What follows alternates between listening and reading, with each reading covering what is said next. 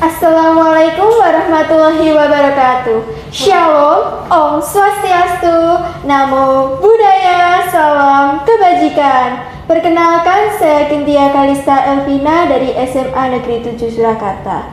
Pertama-tama saya mengucapkan terima kasih banyak kepada para panitia STI Swasta Mandiri Surakarta yang telah memberikan saya kesempatan di sini untuk saya dapat mempresentasikan hasil karya tulis ilmiah saya yang berjudul Melangkah Menyusuri Jejak Zaman Praaksara Observasi Museum Sangiran.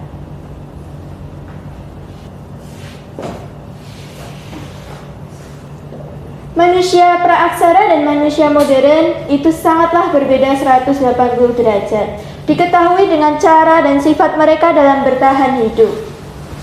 Banyak sekali penemuan fosil-fosil manusia praaksara yang sudah berhasil ditemukan oleh para arkeolog di seluruh dunia ini. Namun, fokus utama pada penelitian saya kali ini adalah membahas tentang fosil manusia praaksara yang ada di Sangiran, Indonesia. Museum Sangiran. Museum Sangiran adalah museum arkeologi yang berada di Kali Jambe, Kabupaten Sragen, Jawa Tengah.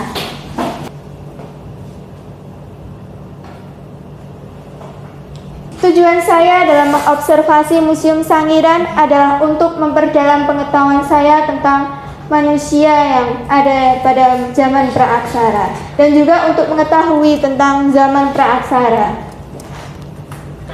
Kehidupan zaman praaksara itu penuh dengan perjuangan hidup karena mereka menggunakan cara-cara tradisional untuk mereka dapat bertahan hidup. Sementara kehidupan modern lebih jauh praktis dibandingkan dengan manusia praaksara.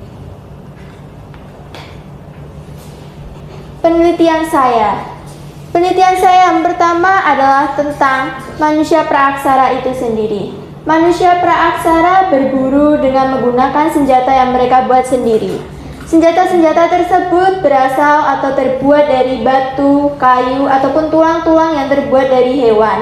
Lalu fokus kedua saya adalah tentang fosil hewan. Ya, selain fosil manusia praaksara yang ditemukan pada Museum Sangiran, ada juga fosil hewan yang ditemukan. Fosil hewan tersebut salah satunya adalah fosil kerbau raksasa yang bernama Bubalus paleokerbau yang sudah ada di situs Sangiran sejak Pleseton awal 1.700.000 tahun yang lalu hingga masa Pleseton akhir.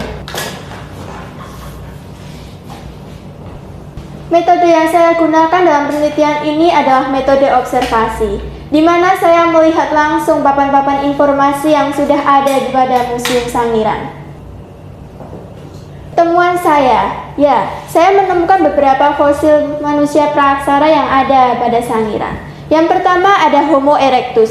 Di situs Sangiran terdapat 100 jenis Homo erectus yang telah ditemukan pada tahun 1936 hingga 1941 yang ditemukan oleh ahli paleontropologi asal Belanda yang bernama Geher L. von Koenigswald. Lalu yang kedua ada Meganthropus paleojavanicus. Itu adalah manusia besar tertua di Jawa yang berhasil ditemukan oleh von Koenigswald pada tahun 1941.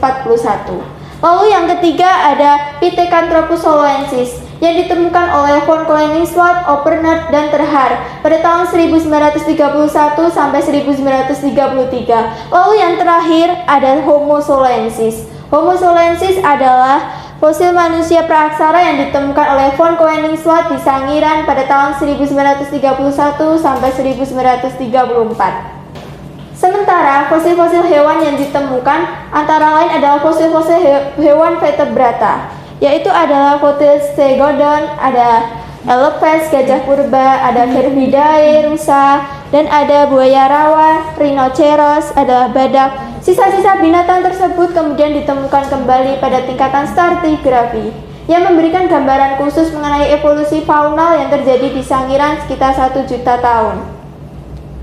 Dari penemuan saya, selain fosil-fosil hewan ataupun fosil manusia praaksara, ada juga hasil observasi saya adalah tentang teknologi yang berkembang dari mulai manusia praaksara yang menggunakan cara-cara tradisional, sementara manusia modern saat ini menggunakan teknologi-teknologi yang mereka kembangkan atau yang sudah ada. Hasil penelitian saya.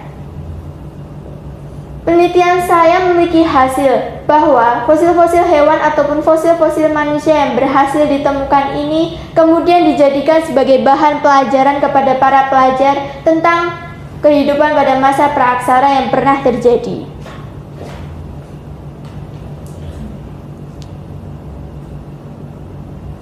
Selain itu, kita mengetahui pada masa praaksara dan masa modern saat ini, teknologi pada masa modern ini sangat membuat para manusia menjadi lebih praktis dan lebih mudah dalam menggali informasi yang sudah ada. Salah satunya adalah tentang cuaca terkini. Ya, khususnya di Indonesia kita menggunakan BMKG untuk dapat mengetahui secara pasti cuaca terkini itu seperti apa untuk saat ini. Sementara manusia praaksara menggunakan cara melihat langit untuk mengetahui cuaca terkini.